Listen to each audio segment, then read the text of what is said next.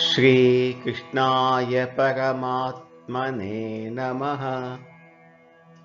భగవద్గీత అర్జున విషాద యోగంలో ఈరోజు మనం 47వ శ్లోకం తెలుసుకుందాం. ఈ రోజుతో మనకు ఈ ప్రథమ అధ్యాయం అర్జున విషాద యోగం వివరణ సమాప్తం అయిపోతుంది.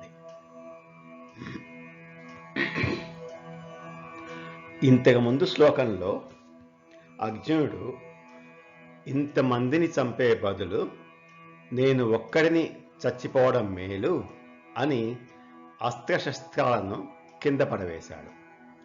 ధృతరాష్ట్ర కుమారులు అందరూ కలిసి నా మీద బాణాలు వేసినా పర్లేదు అని మరణం వరకు వచ్చేశాడు.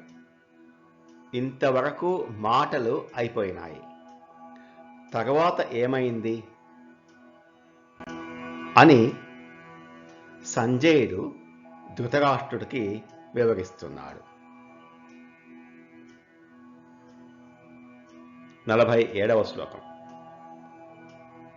సంజయ ఉవాచ ఏవముక్త్వార్జునః సంఖ్యే రథోపస్థ ఉపావిశత్ విసృజ్య సశరం చాపం శోక సంవిఘ్నమానసః.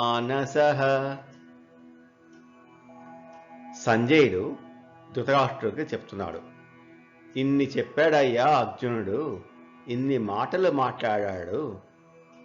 ఇలా మాట్లాడి అర్జునుడు సంఖ్యే అంటే యుద్ధం మొదలు అవవలసి ఉండగా, సంఖ్యము అంటే యుద్ధం, సాంఖ్యము అంటే ఆత్మజ్ఞానము.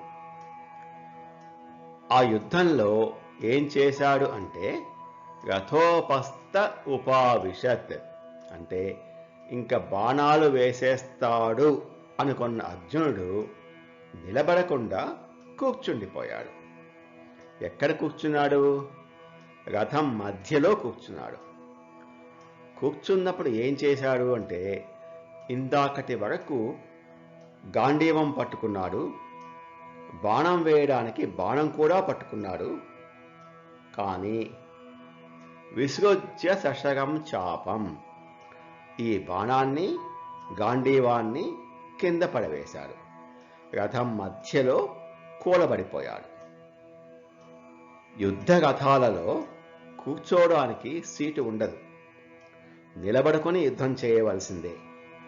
అటువంటి రథంలో కూలబడిపోయాడు.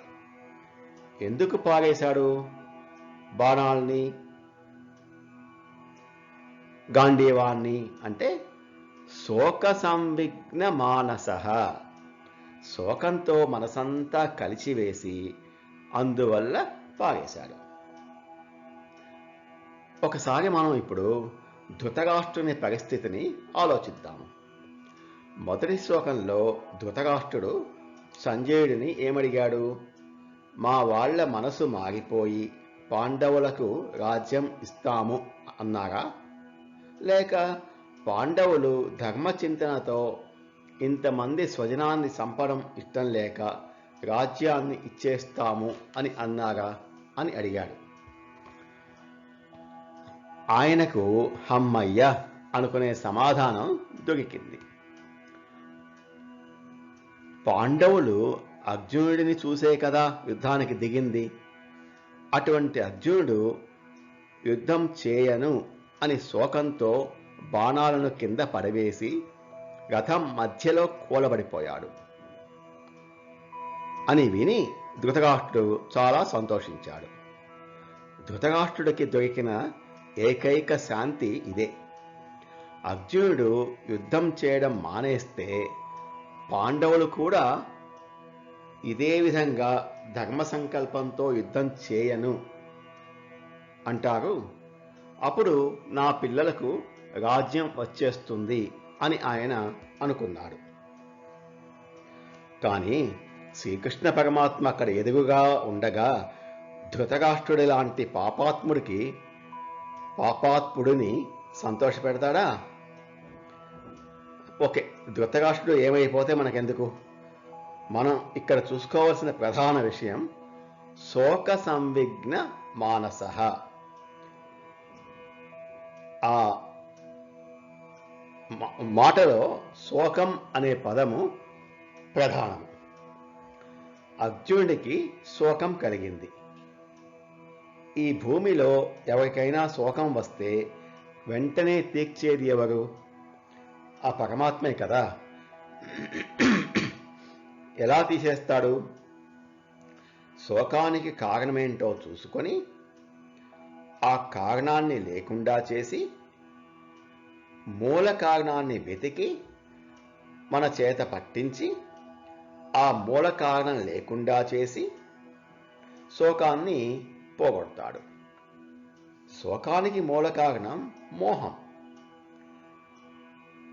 మోహం అనే అజ్ఞానాన్ని తొలగింపజేసి పరమాత్మ ఆ శోకాన్ని తొలగిస్తాడు. శోకం మోహంలకు గురి అయిన సాధారణ జీవుడు తన కర్తవ్యాన్ని నిర్వహించకుండా అర్జునుడిలాగా కూలబడిపోయి ఏమీ చేయక ఆ శోకంలోనే మళ్ళీ మళ్ళీ మునిగిపోతాడు. ఆ జీవులను ఉద్ధరించే పనిని పెట్టుకున్న పరమాత్మ మోహాన్ని ఉపదేశాల ద్వారా తొలగింపజేసి ఆ శోకాన్ని పోగొడతాడు.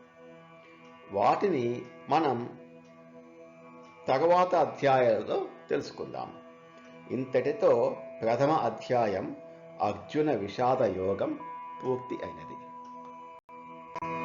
ఒక అధ్యాయం పూర్తి అయిన తర్వాత ఓం తత్సదితి శ్రీమద్భగవద్గీతాసు ఉపనిషత్సు బ్రహ్మ విద్యాయాం యోగశాస్త్రే శ్రీకృష్ణార్జున సంవాదే అర్జున విషాదయోగో నామ ప్రథమోధ్యాయః అని చెప్పుకుంటాం. దీనికి అధ్యాయాంత గద్యము అని ఒక పేరుంది. ఇది శ్లోకము కాదు, గద్యం అంటే ఒక వాక్యం. దీనికి పుష్పిక అని కూడా అంటారు. నమో భగవతే వాసుదేవాయ. ఏతత్ఫలం శ్రీకృష్ణార్పణమస్తు. స్వస్తి.